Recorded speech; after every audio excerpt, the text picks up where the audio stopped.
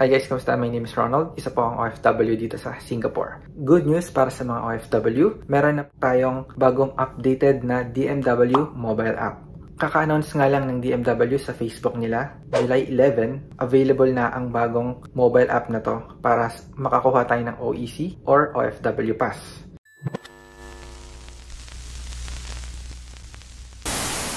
Sinabi din ni President Bongbong Marcos, porsigihin ng DICT at ng DMW na ayusin yung mobile app. I-share ko sa inyo kung ano yung expectation at mga binago sa DMW Mobile. Mag-install ng DMW Mobile sa iOS or Android. Tapos i-type nyo lang yung DMW Mobile. Kung meron na, buksan nyo lang or update nyo yung mobile app. Tapos, first message na makikita nyo is kailangan nyong baguhin yung password nyo. So, gagawin natin yun. Click OK, and then magsasubmit ng OTP. So, yung OTP na yun, i-check nyo yung email na ginamit nyo para makakuha ng OEC before or yung existing account nyo sa DMW. Kung wala ka pang account sa DMW, mag-register lang sa website na to. Okay, so, kung nagkakaproblema pa rin kayo, it's gonna be in a different tutorial. Share ko muna guys yung bagong app na to. So, kunin na nga natin yung OTP at ilalagay natin yung 6-digit. And then, press submit. So, yung bagong password guys, medyo strict na. Dapat at least 8 characters. And then, merong small and big letters. Meron ding numbers and special character. $sign at hashtag and so on. So, once okay na kayo sa password, ulitin nyo lang. Tapos magiging color green yung mga text. Press confirm and then okay. So basahin nyo lang yung data privacy and then press accept. Okay, so kailangan na nating update yung passport natin. Kailangan kasi ng DMW app na meron tayong passport information. It's either pipicturean nyo yung passport nyo gamit yung camera sa loob ng mobile app or i-upload natin. Based on my experience sa mga government apps, government camera, hindi ako confident, lalo na dun sa national ID na ginawa ko.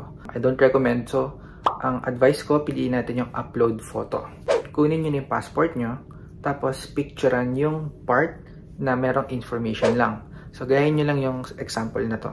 Allow nyo lang yung full access sa photos, and then choose your passport, tapos upload natin.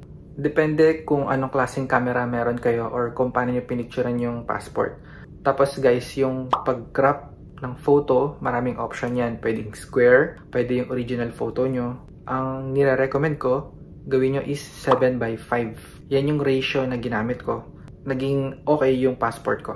Make sure na pasok sa frame lahat ng mahahalagang information nyo sa passport. And then, press continue. Next is ilagay natin yung passport number nyo. Tapos, piliin din yung date kung kailan siya in-issue.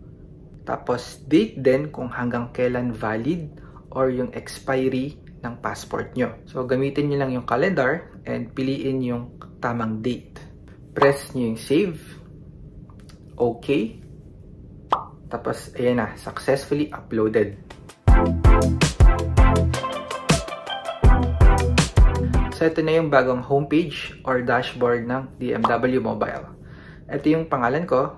And then, so, pag pinindot nyo yan, makikita nyo nga yung OFW Pass. Again, depende to guys, no? Kung before naayos nyo na yung record nyo, nakakuha kayo ng green na QR code tulad sa akin, walang magiging problema yan. Pero kung direct hire kayo, or hindi nyo pa naayos yung account nyo sa DMW, may problem pa kayo doon, magiging ganito yung itsura. Magkakaroon ng red message na kailangan nyong i-contactin si DMW. Anyway, it will be a separate tutorial para ayusin natin yan. Ang gumagana lang dito guys is yung OFW Pass. Pag pinindot nyo yung mga ibang icon, hindi pa siya ready. Kasi nga kaka-launch lang ng DMW Mobile. Yung picture natin, hindi siya uploaded or hindi siya updated. So, punta tayo din sa top right portion. Makikita nyo yung tatlong line. Click nyo yung profile. Kapag may nakita kayong pen icon, ibig sabihin, pwede natin siyang ayusin. So, tulad nung marital status, kung kasal ba o single, mobile number and email. So, under lahat yan ng edit information. So, click natin yung pen icons doon sa photo. Pipili ka kung gusto mong i-upload o gusto mong mag-take ng selfie. Again guys, I prefer na mag-upload ng photo. So, pili na lang kayo ng pinakamaganda or pinaka-pogi yung picture. Tapos, upload nyo lang. Press submit. So, ayan guys, makita nyo. Meron ng picture yung OFW Pass ko and yung dashboard ng DMW mobile app. Hanggang December 2025, valid yung clearance OFW Pass ko. Di ko alam kung ba't ganyan katagal, pero siguro part to ng updates ng government. Yun lang guys, sana naging okay din yung pag-try nyo sa OFW Pass nyo or DMW Mobile. Kung meron kayong na-encounter na problema, you can reach me here. Mag-comment lang kayo sa YouTube or you can message me in Facebook. So before I end this video, base nga sa DMW post, pwede raw tong gamitin as an alternative para sa OEC. Pero para sa akin, gagamitin ko pa rin yung OEC. Siguro itong OFW Pass, itago nyo lang muna. So kung uwi kayo ng Pilipinas, pwede nyong i-double confirm yun sa immigration. You can share this sa mga kapwa OFW nyo kung nakatulong yung video if you find this informative. Thanks for watching and I will see you in my next video.